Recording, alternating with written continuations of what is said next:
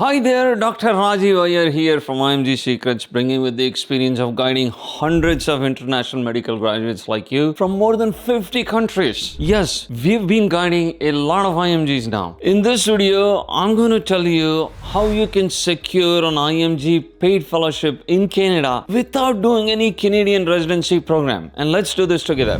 Do tell me in the comments below if you're looking to apply for a paid clinical fellowship in Canada. Just say yes or no so I know where you're coming from. You must have completed your PG or residency training from your home country. If you're still doing it and you're thinking of applying for a clinical fellowship, that is fine as well. The next step is what clinical fellowships you must be applying to and where can you find them. This can be found on the university hospital websites by going to Google, looking in the particular university and then the specific department for all the clinical fellowships. Whatever you find on the website is the final truth. And that's exactly what they have and what they provide you. Next question, what fellowships you must be applying to? Obviously, the clinical fellowships you would be applying to would be related to your PG primary specialty. For example, if you have done internal medicine training, you're eligible for all the internal medicine subspecialty fellowships, but not for any other specialty fellowships. You cannot do radiology, you cannot do anesthesiology, surgery, or any of that. I say this because some of the IMGs have asked us this question. So I want to make sure you understand this concept. Now, in terms of what fellowship you must be applying to, think of this from a program standpoint. What they're looking at is a candidate who has demonstrated interest in that particular specialty. For example, now let's say you're certified in internal medicine and now you're working in a cardiology hospital in your home country. And now this would be a candidate where they would prefer seeing applying for a cardiology fellowship. On the other hand, if you have done any fellowships or specialty training in your home country, that would be the specialty you must focus on because this adds value to your application. This sends a signal to the program saying that I actually am qualified with my experience of seeing patients, and this is exactly what I want to build upon my career and refine my skills and be a specialist from Canada. The next question we frequently get is, should I apply for accredited fellowship or non-accredited fellowship? Now, the differences in these concepts would be a topic for a different video because there are too many things involved in this. But bottom line, from your standpoint, you could apply to either of those, but people tend to be a lot more successful through the non-accredited fellowships. From an outcome standpoint, it's going to be the same for you. All right, now you start looking for the exact fellowship you need to apply to. You go to the university website, you see a lot of different fellowships. Now, what fellowship you need to apply to? Well, the fellowships you must focus on are those that tend to be less competitive in general. Now, how do you know this? Obviously, you would not know this as an IMG. The way to get this information is from speaking to local graduates who have been doing training in Canada or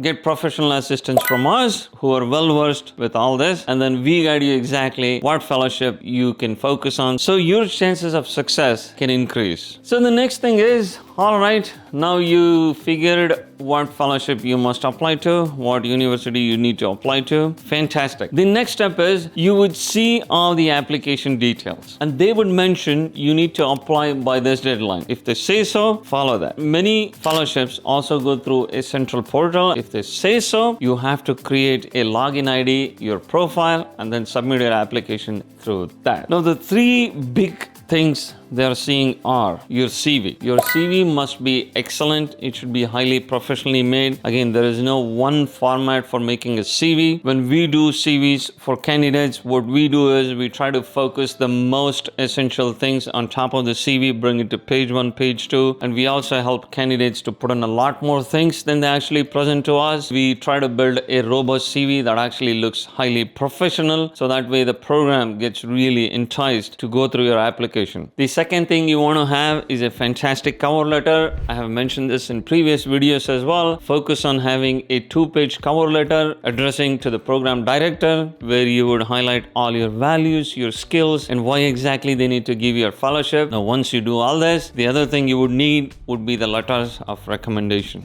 Now, once you have all this, you would submit to the program, and once the program looks at your application, if they like you as a candidate, they would call you for an interview. During the interview, which is most likely going to be virtual, of course, there have been occasional times when candidates have been called for an in-person interview, especially if they're in Canada, but not otherwise. They test you for soft skills, your communication skills. Are you a good fit to the program? These are some of the things. They may give some clinical cases, but eventually they are testing your soft skills, which is really important that you showcase them. And if they still like you as a candidate, they will send you an email saying, congratulations, you've been selected for the fellowship. Fantastic. If you're this candidate, I congratulate you, and this is very exciting. On to a new journey into Canada. Once this happens, there are two other important things that need to happen. One is a visa, the other is a license. The hospital will send you paperwork for both. They sponsor your work visa, using which you can travel to Canada and then obtain a work permit that will enable you to work as a clinical fellow. Simultaneously, you would be working on the paperwork